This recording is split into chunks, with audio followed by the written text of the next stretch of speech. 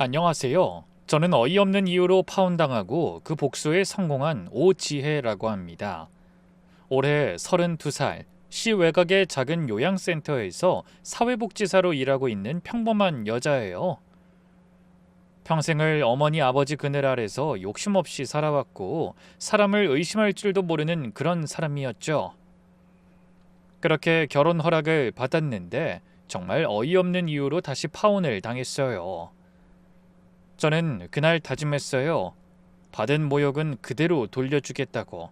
그리고 정확히 3일 뒤 그 사람들 입에서 다시 결혼해달라는 말이 나왔을 때 저는 웃었습니다. 지금부터 그 이야기를 들려드릴게요. 저는 5년째 어머니가 운영하시는 햇살 가득 요양센터에서 일하고 있어요. 사회복지사 자격증을 따고 졸업하자마자 어머니가 절 앉혀놓고 이렇게 말씀하셨죠. 지혜야, 너 이 센터 물려받을 거지? 엄마, 그건 나중 일이고. 나중이고 뭐고 운영자가 되려면 밑바닥부터 알아야 해. 너 센터장 딸이라고 알리는 순간 직원들도 어르신들도 널 진짜로 못 봐. 물려받을 때까지만 신분 숨기고 알바로 일해라. 그래야 사람 보는 눈도 생기고 센터 돌아가는 것도 눈에 익힐 수 있을 거다. 처음엔 어이가 없었어요. 다른 집 딸들은 부모 사업 물려받는다고 처음부터 사장 노릇하는데 저는 알바로 시작이라니. 그런데 5년이 지나니까 어머니 말씀이 무슨 뜻인지 알겠더라고요. 어르신 한 분 한 분 이름이 외워지고 그분들 자식들 사정까지 다 보이고 직원들 마음도 읽을 수 있게 됐어요. 월급은 250만 원이었고 아울렛에서 산 저렴한 티셔츠와 운동화, 면바지 차림으로 출퇴근하는 평범한 직장인. 그게 저였어요. 애인도 없이 혼자 지내던 제게 선이라도 보라며 주선해 주신 게 단골 미용실 원장님이셨고요. 그렇게 등 떠밀려 나간 자리에서 그 사람을 만났어요. 최준성, 35살, 인테리어 회사 실장이라고 했어요. 명함도 깔끔했고 말투도 부드러웠어요. 그렇게 서로가 마음에 들어 6개월을 만났고 연애 6개월 만에 그 사람이 무릎 꿇고 청혼을 했어요. 솔직히 빨리 결정할 생각은 없었는데 이 사람이 워낙 성실해 보이고 착해 보였기에 저는 망설임 없이 그 손을 잡았죠. 그게 모든 일의 시작이었어요. 그렇게 상견례 날이 잡혔어요. 그날은 아침부터 어머니가 제 옷장을 뒤지셨죠. 엄마, 그냥 평소 입던 거 입을게. 안 돼. 첫인상이 얼마나 중요한데. 기다려봐. 엄마 옷장에서 꺼내올 거 있어. 어머니가 가져오신 건 베이지색 캐시미어 코트, 비싼 명품 가방, 그리고 명품 시계였어요. 아버지가 어머니에게 사주신 가방, 어머니가 본인 환갑 기념으로 사신 시계, 평소엔 옷장에서 잠자는 물건들이었죠. 사실 우리 부모님은 평생 검소하게 사신 분들이에요. 아버지는 운동복에 슬리퍼로 동네 산책 다니시고 어머니는 무지 티셔츠에 면바지 차림으로 센터 출근하시는 분들이거든요. 그래서 저도 화려하게 꾸미는 걸 좋아하지 않았어요. 엄마, 이렇게까지 해야 돼? 그래야 돼. 네 행동 거지가 다 엄마 아빠 얼굴이라고 생각해. 엄마도 그날은 좋은 거 걸치고 갈 거야. 그래야 시댁 어른들 눈에 얕보이지 않을 거야. 지금 생각하면 그날 그 가방을 안 들고 갔으면 어땠을까 싶어요. 차라리 평소처럼 아울렛 매장 옷에 운동화 신고 갔으면 그 사람들이 처음부터 절 거절했겠죠. 그런 일도 없었을 텐데. 시내에 있는 한정식 집에 도착했어요. 시아버지 되실 분은 키가 크고 풍채 좋은 분이었고 시어머니 되실 분은 화려하게 차려입고 오셨어요. 시누이도 함께 왔는데 처음부터 제 가방에서 눈을 못 떼더라고요. 어머, 언니, 가방이 너무 예뻐요. 이거 진짜 맞아요? 아, 이거요? 진짜 맞아요. 제품 보증서도 있는걸요. 저랑 아버지가 매장에 가서 직접 골랐어요.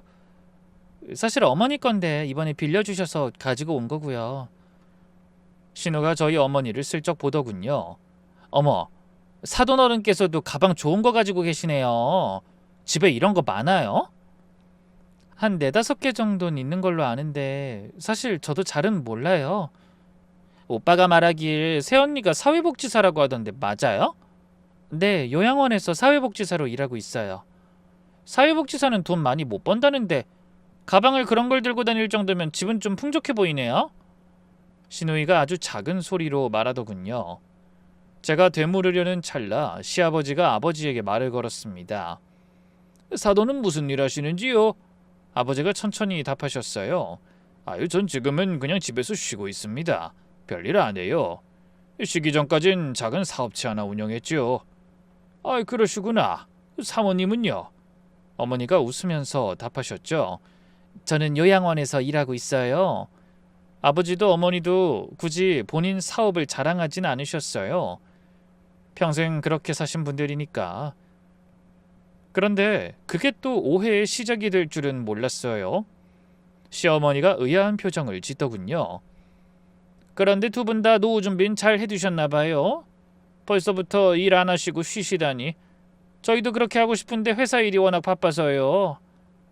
저희도 쉬고 싶은데 웬만큼 돈이 있는 게 아니면 그렇게 편하게 쉴 수 없어서. 예. 딸 시집 보내고 우리끼리 죽을 때까지 돈 걱정 없이 살 정도로는 모아뒀습니다. 이래저래 재테크도 많이 해뒀고 늙어서 딸 고생시키면 안 되죠. 하나뿐인 딸이니까 웬만하면 딸이 해달라는 대로 다 해줄 생각입니다. 아유, 그렇군요. 지혜 양이 좋은 부모님 밑에서 큰 것 같네요. 아유, 별 말씀을요. 준성 군이야말로 잘 컸다 싶은데요. 서로 덕담을 나누더니 곧 시모델 분이 말했습니다. 지혜 양, 우리 준성이가 부모님 말을 얼마나 잘 듣는지 이렇게 참한 며느리감을 데려왔네. 결혼하고 나면 우리 아들 내조 잘해줄 거라고 믿는다. 네, 어머니, 제가 잘할게요. 그 이야기를 듣던 예비시댁 어른들이 아주 밝게 웃으시더군요. 그러면서 저와 예비신랑의 결혼을 허락하기로 한 거였죠. 그렇게 양가에서 결혼 허락을 받은 우리는 결혼 준비를 하기 시작했습니다. 그런데 그때부터 시댁의 본색이 슬슬 드러나기 시작했어요. 시어머니가 저를 따로 불러내셨죠. 지혜야, 요즘 시대가 어떤 시대니? 그래도 우리 집안 체면이라는 게 있잖아. 예단은 5천만 원 정도는 해야지. 안 그러니? 어머니, 5천만 원이요? 왜, 못해? 그 정도도 못하면 우리 집안 망신이기도 하지만 너희 집안도 망신 아니니? 요즘 결혼할 때 못해도 1억은 넘게 깨진다는데. 아니면 너희 부모님한테 말씀드려보련? 솔직히 남편과 이야기할 때는 예단 예물은 없이 하자고 했었거든요. 왜냐면 집값이 워낙 많이 들어서 그런 허례허식에는 돈 쓰지 말자고 이야기해둔 상황이었어요. 그래서 제가 모아둔 돈과 친정도움으로 받은 돈을 집 살 때 보탤 예정이었어요. 물론 혼수도 하고요. 저는 망설이다가 어머니께 그대로 전했어요. 의외로 어머니는 흔쾌히 예단 비용을 다 마련해 주셨죠. 그렇게 끝이 날 줄 알았는데 거기서 끝이 아니었어요. 시아버지가 어느 날 준성 씨를 통해 이런 말을 전해오셨어요. 아버지가 그러시는데 우리 신혼집 처가에서 좀 도와주시면 좋겠다고 하셔서. 뭐? 당신 어머니가 말씀 안 하셨어? 얼마 전에 예단 비용으로 5천만 원 요구하셨어. 그걸 엄마가 주셨고 그래서 엄마한테 더 손 벌리긴 무리가 있어. 솔직히 예단비만 없으면 1억 정도는 보탤 수 있는데 예단비로 엄마한테 부탁드리는 바람에 더 이상 부탁은 못하겠어. 엄마가 예단비 달라고 하셨다고? 그래도 처갓집에 그 정도 돈은 좀 있지 않아? 저번에 상견례 때 장인 장모님 뵀을 때는 그 정도 돈은 그냥 해주실 것처럼 보였는데. 그때 저희 식구들이 시댁이 잘 보이려고 비싼 걸 걸치고 간 걸 보고 그렇게 말한 것 같더라고요. 그런데 솔직히 어이없었죠. 마치 재산이 있어서 결혼 허락한 것처럼 보였거든요. 그런 제 의심은 시간이 지날수록 더 강화됐어요. 왜냐고요? 며칠 뒤엔 신우이가 노골적으로 명품 가방을 사달라고 했고 시어머니는 시아버지 환갑잔치 비용도 며느리가 부담하는 게 도리라고 통보하셨거든요. 결국 참기 힘들어진 제가 예비 신랑한테 따졌어요. 이게 지금 정상이야? 신혼집 보태달라고 하는 것까진 참을 수 있어. 그런데 명품 가방에 환갑잔치 비용도 우리더러 내라고? 우리 아직 결혼 전이야. 미안하다. 엄마 아빠 입장에서는 친구들 며느리가 그렇게 해줘서 당신한테도 그렇게 요구하시는 모양이야. 친구분들 며느리가 얼마나 대단하길래 그렇게 해줘? 그럼 나도 당신한테 이렇게 다 부탁해도 돼? 미안. 일단 그 부모님한테 말씀 드려볼게. 이런 식이면 나 결혼 못해. 말씀 잘 드려봐. 그 사람은 늘 그런 식이었어요. 자기가 직접 막아주는 법이 없었죠. 솔직히 말해서 결혼식을 앞두고 이런 일이 벌어지니 결혼에 대한 관심이 점점 사라져버렸어요. 남편 될 남자가 듬직하게 느껴지지 않았으니까요. 게다가 결혼 허락을 받은 뒤로는 묘하게 야근도 잦고 저와 만나는 시간도 줄어들고 있었거든요. 그래도 남편이 뭐라고 말했는지 시댁에서는 더 이상 제게 그런 요구를 하지 않더군요. 그렇지만 그건 더 큰 폭풍을 위한 준비 시간일 뿐이었다는 걸 곧 깨달았습니다. 어느 날 결혼식을 한 달 반 앞둔 시점에 시어머니한테서 다급한 전화가 왔어요. 예, 지금 당장 우리 집으로 올 수 있겠니? 해야 할 말이 있어서. 무슨 일이세요, 어머니? 혹시 전화로는 힘드세요? 그래, 와서 들어라. 전화로 하기엔 좀 그렇고. 목소리가 평소랑 너무 달랐어요. 뭔가 잘못됐다는 직감이 들었지만 전 그래도 시댁이 될 집이니까 가야 한다고 생각했죠. 게다가 이번엔 또 뭘 요구할까 하는 생각부터 들었거든요. 차를 몰고 가는 내내 가슴이 쿵쾅거렸어요. 도착해서 초인종을 누르는데 손이 떨리더라고요. 그 집 문 앞에서 핸드폰 카메라 녹음 버튼을 눌렀습니다. 이번에도 쓸데없는 돈 쓰라는 이야기라면 녹음한 뒤에 나중에 써먹으려고 말이죠. 그런데 거실에 들어가자마자 시어머니가 차갑게 제 얼굴을 바라보더군요. 그러더니 거실에 앉으라고 하더군요. 거기에는 시모, 시부, 시누, 남자친구까지 4사람이 다 모여있더군요. 어머니, 무슨 하실 말씀이라도... 제가 묻자 시모가 화가 난 얼굴로 제게 탁 쏘아붙이더군요. 너 무슨 생각으로 우리 준성이랑 결혼하려고 한 거니? 네? 갑자기 그게 무슨... 오호라, 모르는 척 하겠다. 이 사기꾼이... 네가 우리 전부 속였잖아. 시아버지가 책상을 쾅 내리치셨어요. 돈도 없는 거지 주제 돈 많은 척하면서 우리 아들 꼬신 거잖아. 너 언제까지 우리 속일 생각이었니? 너 요양원에서 최저 시급 받고 일하는 알바라면서 그때 가져온 가방도 짝퉁이지? 저는 그 순간 머릿속이 하얘졌어요. 무슨 말인지 이해가 안 됐어요. 시어머니가 제 머리채를 잡으려고 손을 뻗으셨어요. 저는 본능적으로 뒤로 물러섰죠. 어머니 잠깐만요. 오해는 무슨 오해야? 너 같은 사기꾼은 우리 집에 못 들여. 우리 준성이가 어떤 애인 줄 알아? 예비 신랑을 봤어요. 그 사람은 소파에 앉아서 고개를 푹 숙이고 있었어요. 한마디도 안 했어요. 자기 어머니가 자기 약혼녀한테 머리채를 잡으려는데 일어나지도 않았어요. 제가 쳐다보는 걸 느꼈는지 제 쪽으로 고개를 돌렸다가 저와 눈이 마주치니 눈을 확 돌려버리더군요.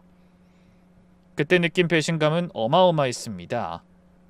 솔직히 이 사람들이 뭘 착각하고 저한테 이런 짓을 하는지는 잘 모르겠더라고요. 지금 저 뒷조사했다는 거예요? 뒷조사라고 할 게 뭐가 있어? 우리 딸이 다 알아봤다더구나. 집구석에 돈 좀 있는 줄 알았더니 그것도 아니고 쥐뿔도 없는 년이 우리 아들한테 들러붙어서 뭘 하려고 한 거니? 우리가 속아 넘어갈 줄 알았어? 겉만 번드르르하게 오면 다 잘 될 것 같았어? 오산이야. 솔직히 해명을 하고 오해를 풀고 싶었어요. 그런데 남자친구의 그 모습을 보는 순간 이 결혼에 의미가 있나 싶은 생각이 먼저 들더라고요. 그때 깨달았어요. 이 인간들은 사람이 아니구나. 변명할 가치도 없구나. 어머니가 운영하시는 센터가 어떤 곳인지, 우리 아버지가 뭐 하시는 분인지 이런 인간들한테 설명할 이유가 없구나 하고요. 결혼한들 제가 행복해질 거라고 생각하지 않았고요. 제대로 화가 난 저는 약혼 반지를 천천히 빼서 식탁 위에 올려놨어요. 하, 이런 식으로 나오시니 저도 파혼 받아드리겠습니다. 파혼하고 나서 후회하지나 마세요. 시어머니가 어이없다는 듯이 코웃음을 치셨어요. 받아들이는 게 아니라 우리가 통보하는 거야. 어딜 네가 받아들여? 사기꾼 주제. 우리 아들 근처에서 맴돌면서 돈이나 뜯으려고 하는 거 난 그거 못 두고 본다. 여기서 우리 아들 근처에 얼씬도 안 하겠다는 각서 쓰고 가거라. 정말 어이가 없었습니다. 각서까지 쓰라니. 이런 모욕은 정말 살아오는 동안 받아본 적 없는 종류의 모욕이었어요. 저는 예비신랑과 예비시댁 사람들을 한 번씩 노려본 뒤 각서를 작성했습니다. 그리고 그걸 사진과 동영상으로 기록했고요. 그런 저를 보며 시댁 사람들이 코웃음을 치더군요. 저야말로 이 모든 걸 녹음한 것이 천만다행이라고 생각했습니다. 그 집을 나오면서 한 번도 안 울었어요. 차에 타서 시동을 걸고 큰 길까지 나와서 갓길에 세웠어요. 그제야 눈물이 쏟아졌죠. 집에 돌아와서 어머니 품에 안겨 한참을 울었어요. 어머니는 아무 말씀도 안 하시고 등만 쓸어주셨죠. 엄마, 나 진짜 바보지? 바보라니. 너같이 괜찮은 여자를 마다한 그 사람들이나 바보지. 걱정 마. 똥차 가면 벤츠 온다고 했어. 기다려봐라. 그런데 파혼한 그날 저녁이었어요. 우편함에 서류가 꽂혀 있더군요. 자세히 보니 청구서였어요. 5,800만 원이었죠. 예식장 위약금, 한복 위약금, 신혼여행 위약금, 시댁가족 정신적 피해 보상, 그리고 시누이 결혼준비 차질 비용까지. 시누이는 결혼할 사람이 있지도 않은데 결혼준비 차질이란 명목으로 청구서를 작성했더라고요. 정말 기가 막혔어요. 봉투를 뜯어보고 있는데 휴대폰이 울렸어요. 시아버지였죠. 청구서 받았지? 한 푼이라도 빠뜨리면 형사고소 들어갈 거니까 그리 알아라. 형사고소요? 사기 결혼 시도했잖아. 우리 식구 정신적 피해가 얼만데 일주일 안에 안 보내면 변호사 통해서 정식으로 갈 거니까 그렇게 알아. 제 말을 듣지도 않고 전화를 끊더군요. 이후에 제가 어머니께 봉투를 내밀었어요. 어머니가 한참을 보시다가 한마디 하셨죠. 지혜야, 엄마가 아는 변호사 한 분 있다. 누군데? 센터 어르신 보호자분. 그댁 어머님이 우리 센터 5년째 입수 중이시잖아. 변호사님이신데 가사 사건 전문이셔. 변호사님은 5년 전 본인의 어머님이 처음 입수하실 때부터 우리 어머니께 마음의 빚이 있는 분이셨어요. 그 어머님이 치매가 심해서 발작을 일으키시면 어머니가 퇴근 시간이라도 곁을 지키셨거든요. 박 변호사님이 늘 고마워하셨던 분이라 어머니가 한번 부탁하면 거절을 못하실 분이었죠. 다음 날 오전에 박 변호사님 사무실에 갔어요. 모든 자료를 펼쳐놨죠. 녹음 파일, 예단 영수증, 결혼 준비하면서 시댁에 갖다 바친 돈 내역, 그날 거실에서 시어머니가 머리채 잡으려던 장면 직전까지의 음성. 박 변호사님이 한참 들으시더니 안경을 벗으셨어요. 지혜씨, 이건 청구서가 아니라 그쪽이 청구당할 사건이에요. 정말요? 녹음 파일에서 모욕죄 형사처벌 가능하고요. 이 사기꾼이라는 표현 사람들 앞에서 한 거라 명예훼손도 됩니다. 그리고 약혼 파탄에 따른 손해배상도 받을 수 있어요. 결혼준비 비용 다 청구 가능합니다. 얼마나요? 넉넉히 잡으면 8,500만 원 이상, 그 위자료까지 합치면 1억 가까이 갈 수 있어요. 어머니가 끄덕이셨어요. 박 변호사님 잘 부탁드립니다. 저희 어머니 원장님 요양원에 가셔서 많이 좋아진 거 아시죠? 그동안 도울 일 없을까 했는데 이번에 도움을 드릴 수 있게 돼서 다행이에요.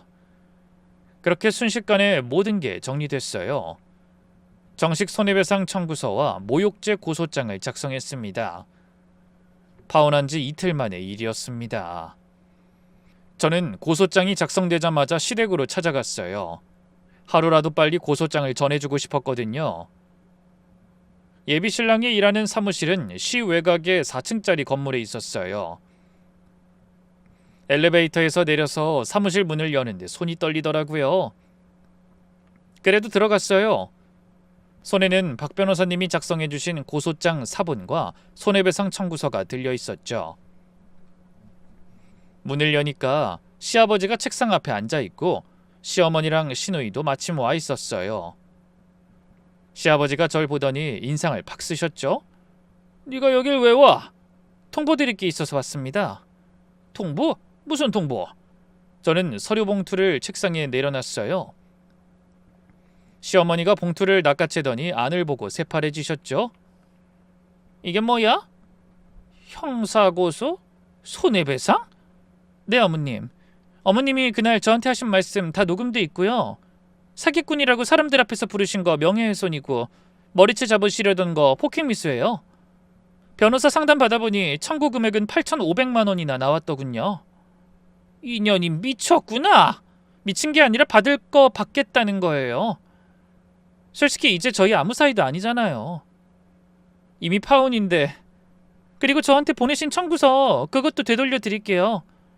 변호사가 제가 줘야 할 게 아니라 받아야 할 거라고 하더라고요. 시아버지가 일어나서 책상을 내리치셨어요. 내 인연, 너 우리 망하게 하려고 작정했지? 네가 잘못해놓고 적반하장으로 나온다 이거야? 제가 뭐라고 그쪽을 망하게 만드나요? 저는 사과 한마디 들으러 온 거예요. 그날 저한테 하신 행동에 대해서요. 그러면 합의도 생각해보려고 했어요. 그런데 보아하니 사과는 안 하실 것 같네요. 시어머니가 손가락질을 하시면서 소리치셨죠. 사과? 사기꾼한테 무슨 사과를 해? 너 알바 주제 명품 들고 우리 속였잖아. 어머니, 끝까지 그 소리네요. 대체 누구한테 무슨 소리를 듣고 왔는진 모르겠지만 네, 뭐 그렇게 계속 착각하며 사세요. 저도 그 편이 속편하거든요. 이것 봐라. 내가 더 정확하게 이야기해주랴? 너네 집안 돈 좀 되는 집안인 줄 알았더니 완전히 속빈 강정이었잖아. 우리는 그날 너랑 네 어미가 두른 짝퉁 명품 때문에 결혼 허락해줬던 거였어. 그런데 진짜 아무것도 없는 집안이었잖아. 바로 그때였어요. 사무실 문이 열리는 소리가 났어요. 사장님 계세요? 그 인테리어 견적 좀 받으려고. 들어오신 분은 50대 후반쯤 되는 점잖은 신사분이셨어요. 양복을 잘 차려입으셨고 손에는 서류 가방을 들고 계셨죠. 절 보더니 눈을 동그랗게 뜨셨어요. 어? 지혜야. 사장님. 저도 그분을 알아봤어요. 우리 아버지 친구이자 아버지 임대 건물 두 채를 직접 관리해 주시는 분이세요. 근처에서 큰 부동산 관리법인을 오래 운영하셨고 우리 아버지 사정을 누구보다 잘 아시는 분이시죠. 박 사장님은 본인이 새로 매입한 빌딩 리모델링 견적을 받으러 오신 거였어요. 남자친구네 리모델링 단가가 싸다고 누가 추천했나 봐요. 박 사장님이 사무실 분위기를 둘러보시더니 미간을 찌푸리셨어요. 시어머니는 얼굴이 새빨갛게 달아오른 채로 손가락질을 멈추지 못한 자세였고 시아버지는 책상에 손을 짚고 씩씩거리고 계셨거든요. 무슨 일이야 지혜야. 분위기가 왜 이래? 저는 차마 입을 못 대고 있었는데 시아버지가 어색하게 박 사장님을 보시면서 끼어드셨어요.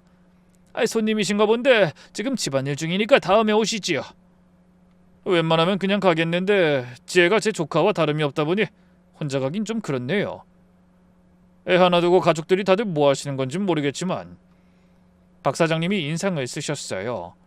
시어머니가 어색하게 손을 내리시면서 변명을 하셨죠. 이건 그냥 우리 집안 문제예요. 이 계집애가 저희를 속이고 결혼을 하려고 했어요. 결혼이라고요? 그럼 두 분이 지혜의 시댁어른 되실 분들이세요? 아니요, 이틀 전에 파혼했어요. 우리는 저 꽃뱀하고는 아무 사이도 아닙니다. 박 사장님이 어이없다는 듯이 웃으시더라고요. 꽃뱀이요? 사장님이 웃으니 이번엔 예비시댁 사람들 얼굴이 벙찌더군요. 지혜야, 왜 네가 여기서 꽃뱀 소리를 들어? 너 설마 말 안 했니? 네 아버지가 상가 건물 두 채에다가 다세대 한 채 가지고 계신다는 거. 부모님 성격 아시잖아요. 그런 거 말씀하는 거 좋아하시지 않으세요. 그때 시모가 끼어들었어요. 상가 건물 두 채 다세대까지?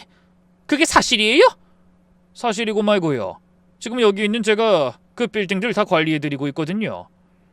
시아버지의 얼굴이 그 자리에서 굳었어요. 시어머니가 입을 반쯤 벌리고 박 사장님을 빤히 보셨고 시누이는 슬그머니 한 발 물러섰죠. 무슨 말씀이신지 뭔가 잘못 알고 계신 거 아닙니까? 사돈은 지금 집에서 쉰다고 하던데. 아, 하긴 그렇게 보일 수도 있겠네요. 임대업 하시잖아요. 매달 임대료만 2,500 넘게 들어오는 양반이세요.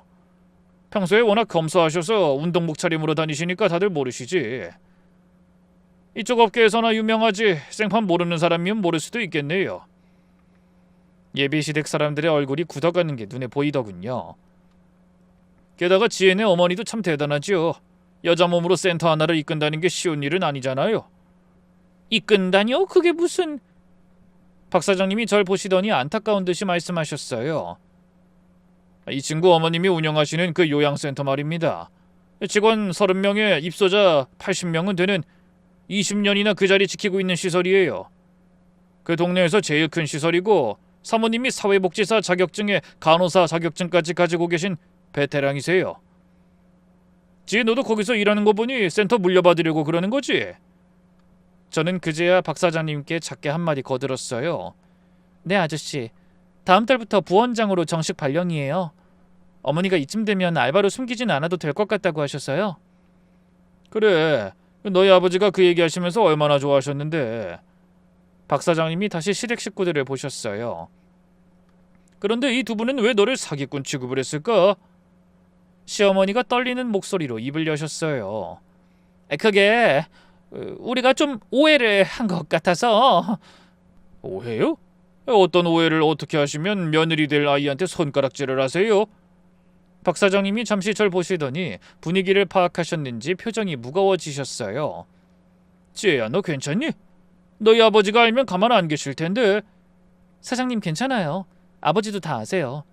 변호사님 통해서 잘 진행 중이에요. 그래, 너희 어머님이 그 박 변호사님이랑 잘 아시지? 진행할 거 잘 진행해라. 도울 거 있으면 언제든지 말하고.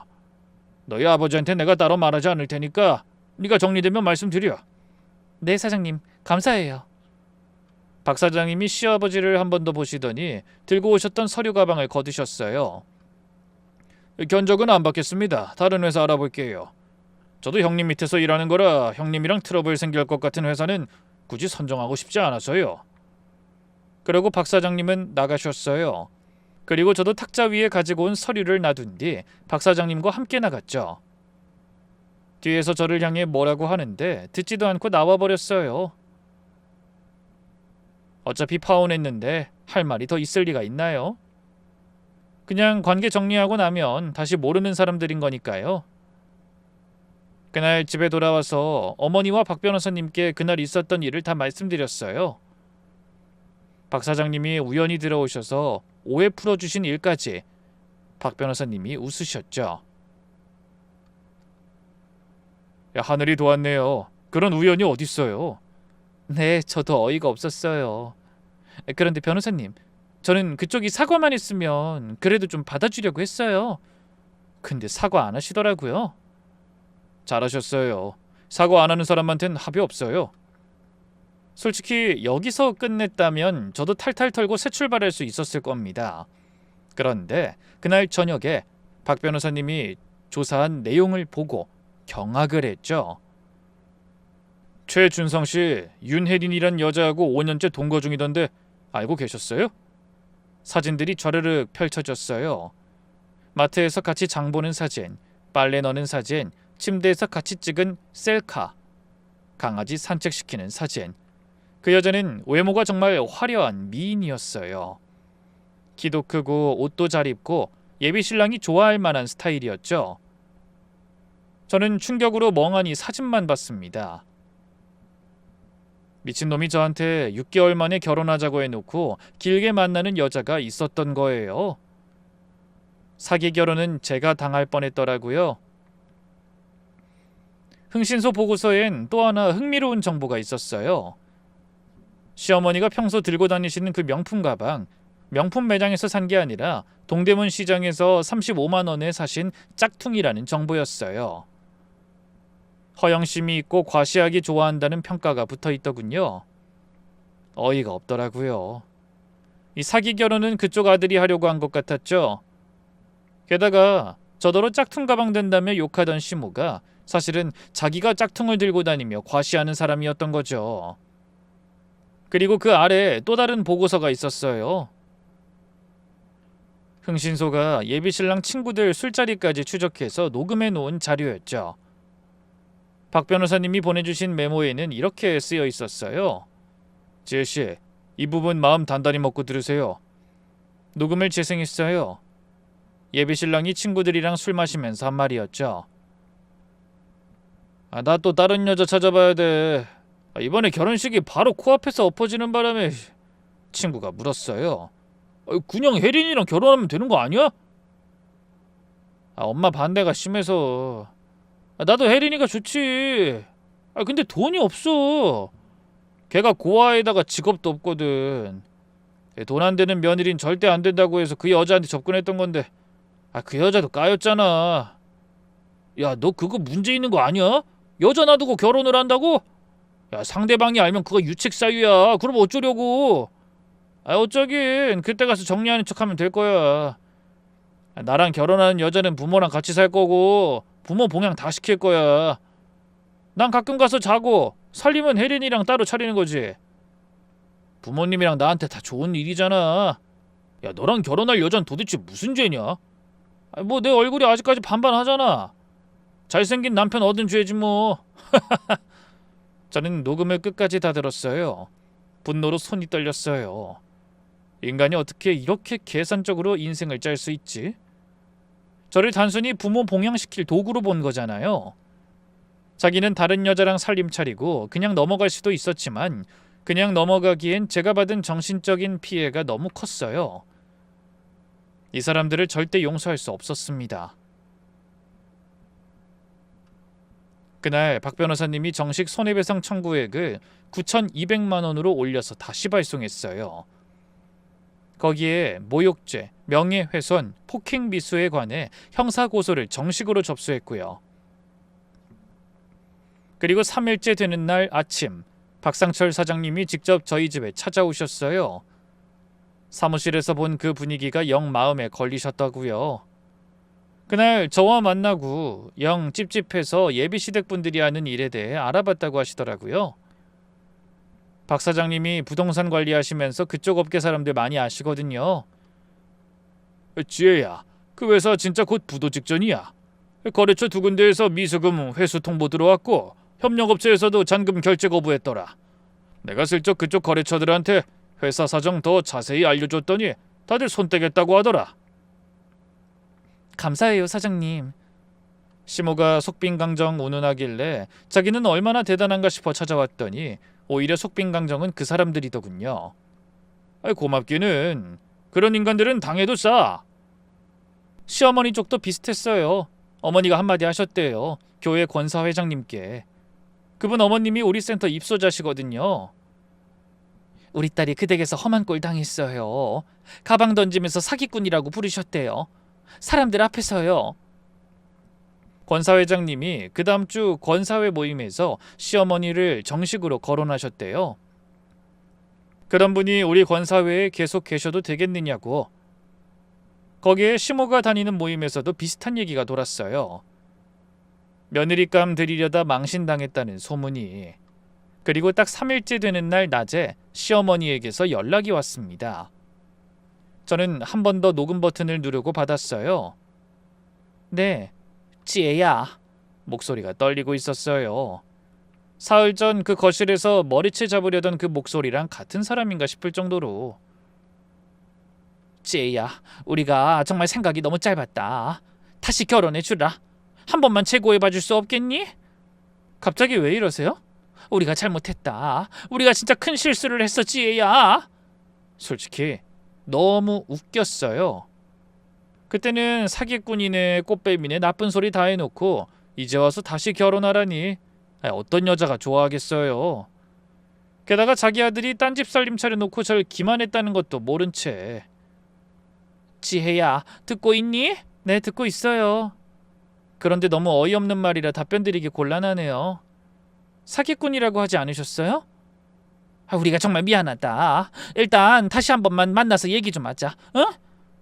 오늘 저녁 집 근처 가게에서 만나는 게 어떻겠니? 저는 잠시 침묵했어요. 그러고는 가장 부드러운 목소리로 답했죠. 네, 곧 뵐게요. 저도 직접 보고 말씀드리는 게 좋겠어요. 정말? 정말 만나주는 거니? 네, 6시에 식당으로 오세요. 고맙다, 지혜야. 정말 고맙다. 전화를 끊고 저는 거실 소파에 앉아 한참 천장을 봤어요. 어머니가 옆에 와 앉으셨죠. 누구야? 시어머니. 다시 결혼해달래? 뭐라고 했어? 오늘 만나자고 했어. 식당에서 보기로 했고. 엄마도 같이 가자. 박 변호사님께 바로 전화드렸어요.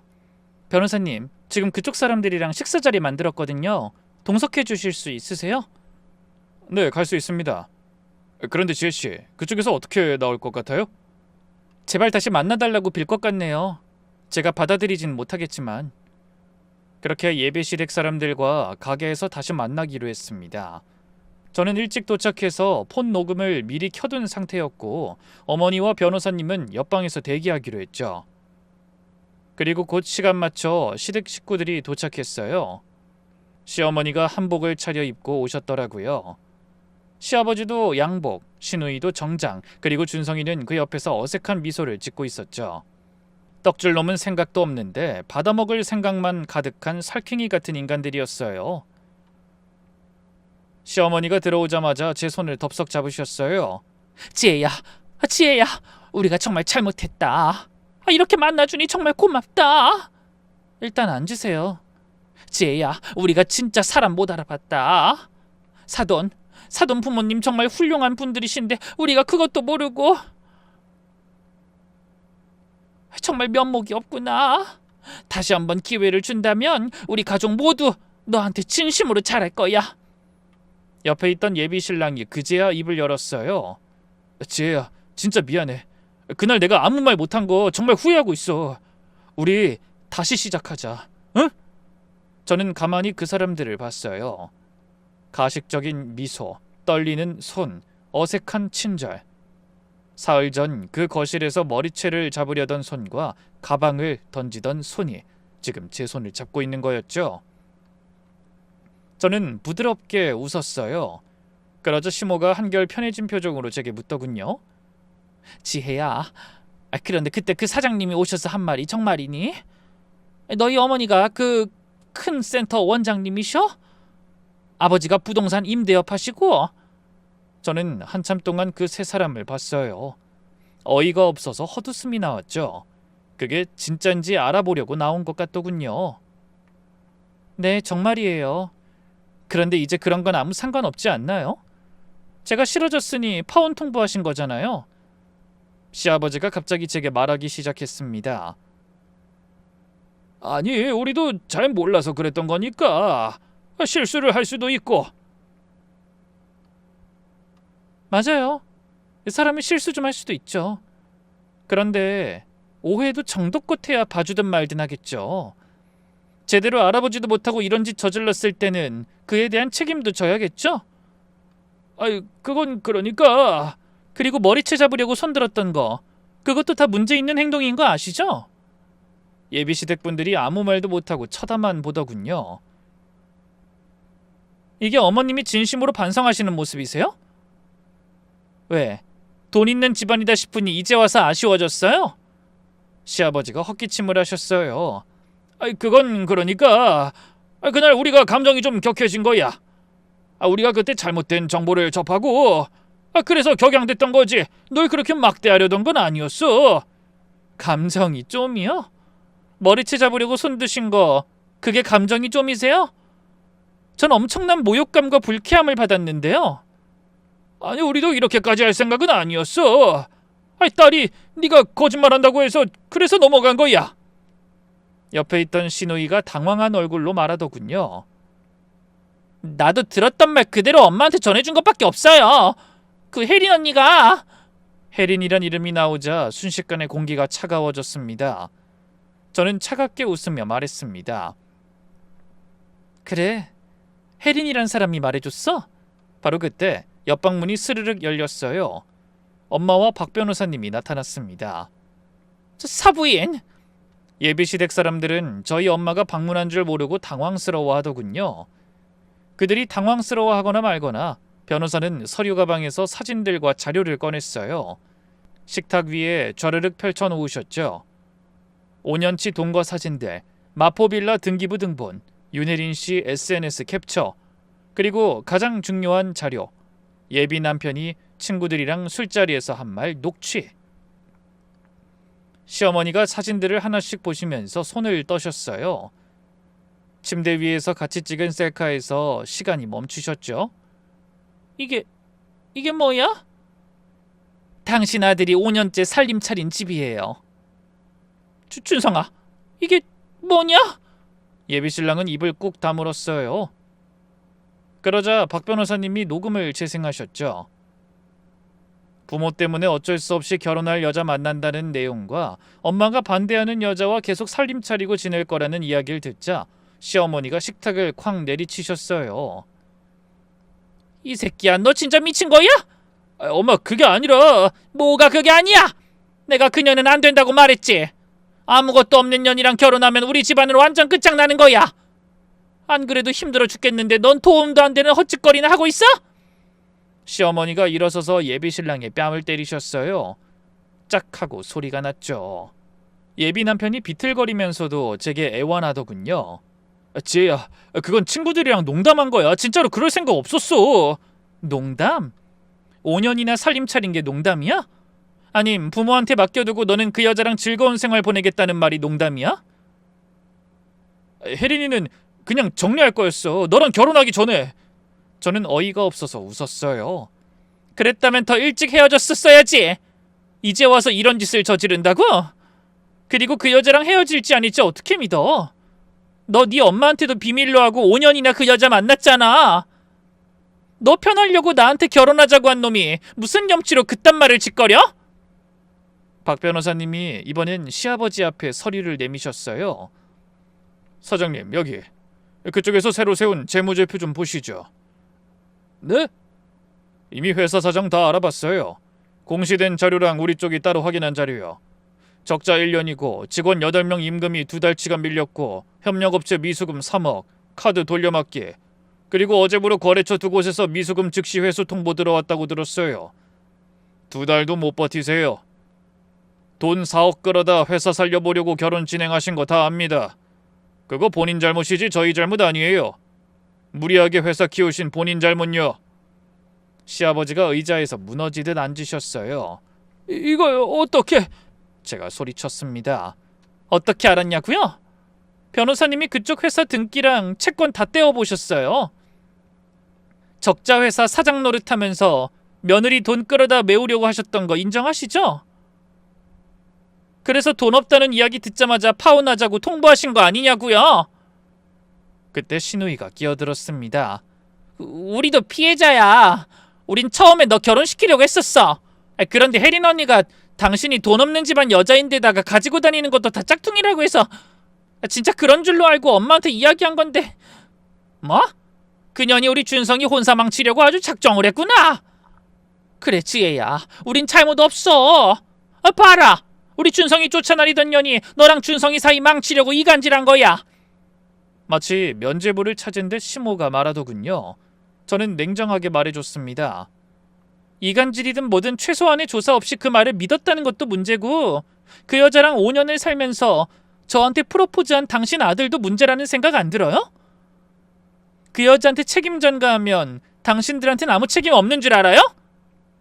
시모가 아무 말도 못하더군요. 저는 옆에 선 신우이에게 말을 걸었습니다. 아가씨. 신우이가 흠칫했어요. 아가씨, 익명으로 사람 욕하는 글 쓰는 거 그거 진짜 비겁한 짓이에요. 그게 진실이라도 문제되는데 거짓이면 더 큰 문제겠죠? 그리고 명예훼손 전과 남으면 결혼이 될 것 같아요? 요즘 누가 전과자 며느리감 데려가요? 안 그래도 백수인데 거기다 전과까지 붙으면 진짜 어디 시집 갈 데가 있겠어요? 그건 아니에요. 저는 익명 게시판에 절 욕한 글, IP 추적 결과, 그리고 검찰 정식 입건 통보서예요. 신우이가 얼굴이 하얘져서 외쳤어요. 그거 제가 안 그랬어요. 친구가 한 거예요. 친구가 누구예요? 본인 핸드폰에서 작성된 거 메타데이터 다 남아 있어요. 검찰 가서 그 말씀하시면 위증죄 추가돼요. 그럼 진짜 빼도 박도 못해요. 세연님, 한 번만 합의해 주세요. 제가 진짜 잘못했어요. 저는 그냥 빤히 그 여자를 봤어요. 전 합의할 생각도 없고 그냥 법대로 하려고요. 제가 받은 정신적인 충격이 엄청 컸거든요.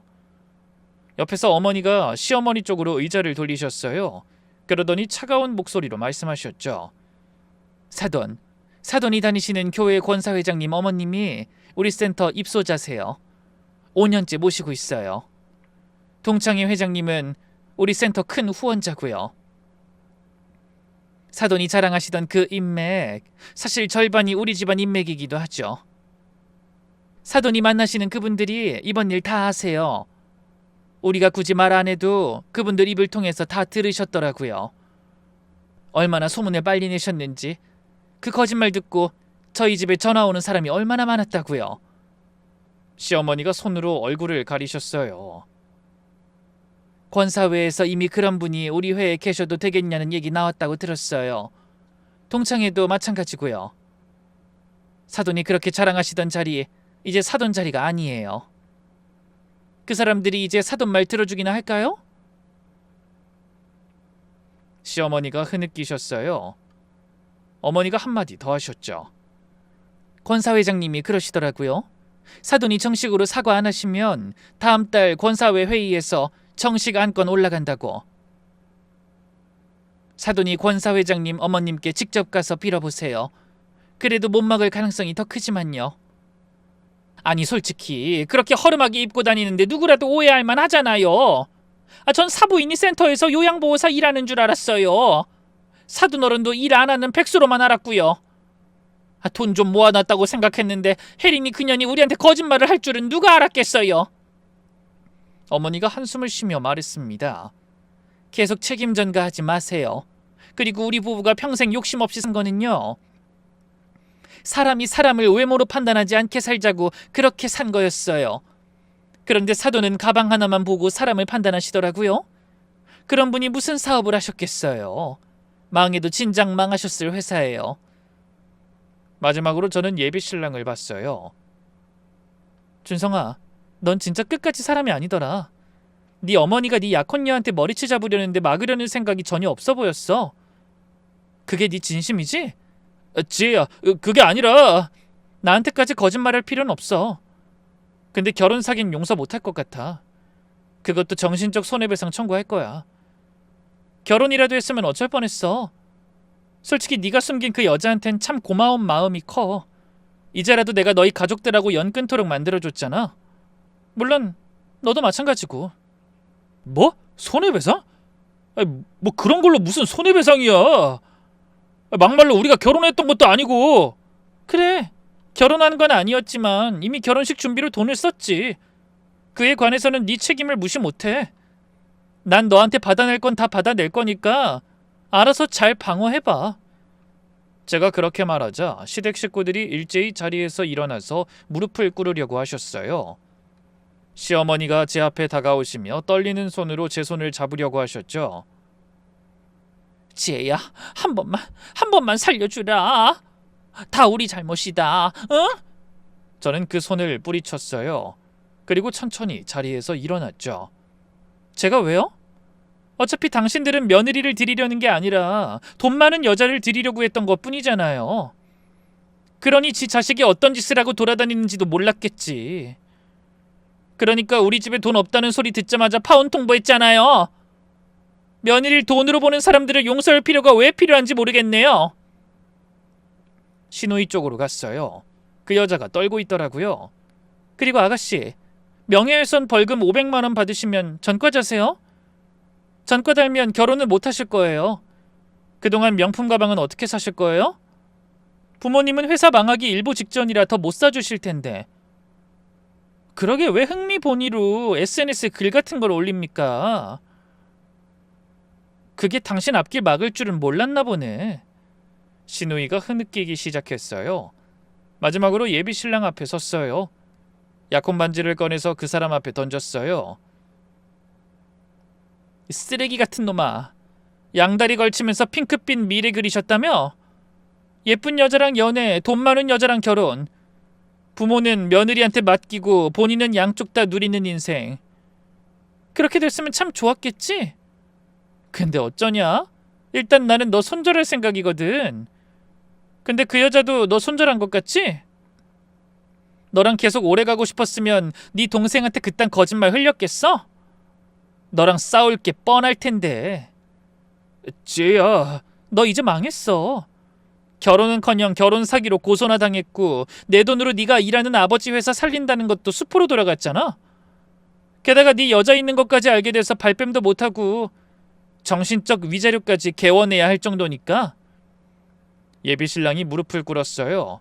지혜야, 진짜 한 번만. 내가 정말 잘못했어. 내가 이렇게 무릎 꿇을 테니까 그 법적인 것만 좀 어떻게 해주면 안 될까? 저는 코웃음을 쳤어요. 네 무릎에 무슨 가치가 있다고 그걸 보고 널 용서해줘? 난 죽어도 너랑 합의할 생각 없어. 너 같은 미친놈한테 결혼은 사치야. 평생 당신 어머니 옆에서 어머니나 모시고 살아. 그게 너한테 가장 잘 어울려. 결혼식 비용도 네가 다 해결하고 위자료도 마련해서 줘야 할 거야. 그게 아니면 합의는 없어.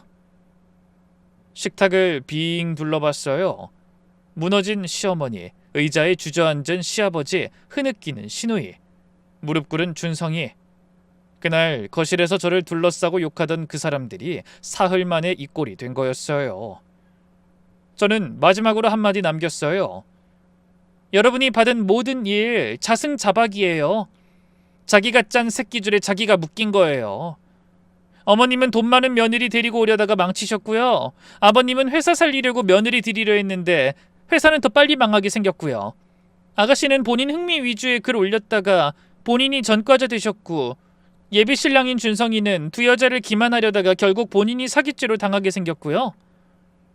박 변호사님이 마지막으로 한마디 보태셨어요. 손해배상 청구에 9,200만 원, 형사고소권은 합의 없이 끝까지 갑니다. 사장님 회사 부도 처리되면 그 채권도 우리가 1순위로 회수할 거고요. 그리고 신우이분 형사사건은 아예 검찰 결정사항이라 우리가 합의해도 안 끝나요. 정식 재판까지 가실 겁니다. 다들 잘 사세요. 저는 식당을 나왔어요. 등 뒤에서 시어머니가 외치는 소리가 들렸어요. 지혜야, 지혜야, 한 번만! 제가 한 가지 잊은 게 있다는 듯 고개를 돌려 그 사람들을 향해 웃으며 말했습니다. 아, 합의 원하시면 변호사님 통해서 연락 주세요. 단 사과부터 정식으로 하시고요. 그리고요, 오해 풀어드렸으니까 이제 다시 결혼하자는 헛소리 하실 생각 마세요. 전 이미 다 끝났어요. 저는 뒤도 돌아보지 않았어요. 그렇게 파혼한 지 1년이 지났어요. 지금 저는 어머니가 운영하던 요양센터 부원장으로 정식 발령받았고요. 대학원에도 다니고 있어요. 박 변호사님이 소개해주신 분이랑 새로 만나기 시작했는데 우리 센터랑 협력하는 가정의학과 의사 선생님이세요. 진짜로 따뜻하고 진실한 분이에요. 결혼 얘기도 슬슬 나오고 있어요. 시댁 쪽 소식은 오며 가며 간간히 듣고 있어요. 솔직히 완전히 끊어내진 못했죠. 친정 부모님이 아는 지인이랑 시모가 아는 지인이 많이 겹치거든요. 남편과 시부가 일하는 인테리어 회사는 결국 몇 달 못 가 부도가 났어요. 시아버지는 신용불량자가 되셔서 지방으로 이사 가셨다고 들었어요. 시어머니는 교회 권사회에서 정식으로 추방당하셨고 동창회랑 계모임에서도 모두 출입 금지가 되셨대요. 우울증이 와서 집에 칩거하신다고 하더라고요. 시누이는 명예훼손으로 벌금 500만 원에 전과 기록이 남았어요. 결혼 시장은 완전히 끝났고 지금은 부모님 옆에서 무직으로 지낸다고 들었어요. 준성이는요, 윤혜린 씨한테도 차이고 시어머니한테도 외면당하고 본인 회사도 망해서 지금 작은 인테리어 시공팀에서 막내 인부로 일한다고 해요. 5년 동안 동거하던 그 빌라는 보증금 정리해서 윤혜리 씨한테 절반 돌려줬고 본인은 작은 원룸으로 옮겼대요. 핑크빛 미래가 어디로 갔는진 모르겠네요. 며칠 전에 우연히 강남 백화점 1층에서 시어머니를 마주쳤어요. 새로 만나는 분이랑 데이트하던 중이었죠. 시어머니는 화장기 없이 늙어버린 얼굴로 어딘가를 멍하니 보고 계셨어요. 1년 만에 봤는데 10년은 더 늙어 보이셨어요. 그 화려했던 한복은 어디 가고 후줄근한 차림으로 혼자 계셨죠. 저를 보시더니 흠칫하셨어요. 한 발짝 다가오시려고 손을 들어 올리셨죠. 지혜야. 저는 가볍게 목례 한번 했어요. 그러고는 새 약혼자의 팔짱을 끼고 그 옆을 지나갔죠. 그 뒤로 돌아보진 않았지만 어머니의 흐릿한 눈물이 보이는 것 같았어요. 엘리베이터를 타고 올라가면서 약혼자가 물었어요. 누구셔? 아는 분? 가까운 분? 아니, 아주 먼 분. 저는 웃었어요. 진심으로요. 여러분, 제가 이 긴 이야기를 풀어놓는 이유는 단 하나예요. 사람을 겉만 보고 판단하면 결국 자기 발등을 찍게 돼 있어요. 명품 가방 하나가 사람의 전부를 말해주지 않듯 알바생 신분이 사람의 전부를 말해주지도 않아요. 우리 부모님처럼 평생 검소하게 사신 분들의 단 하나의 명품을 보고 부자 행세라고 욕한 사람들이 결국 자기 인생을 망쳐버리잖아요. 자기가 묶은 새끼줄에 자기 발이 묶이는 게 그게 자승자박이에요. 그리고 또 하나, 이 사람한테 모욕을 당했을 때 그 자리에서 변명하고 무릎 꿇을 필요 없어요. 받은 모욕은 차곡차곡 모아두세요. 녹음하고 증거 남기고 도와줄 분 찾으세요. 그리고 가장 화려한 자리에서 그대로 돌려주세요. 가장 큰 복수는 빛나는 자신으로 살아가는 거예요. 여러분, 자기 자신을 절대로 함부로 평가하게 두지 마세요. 끝까지 들어주셔서 감사합니다.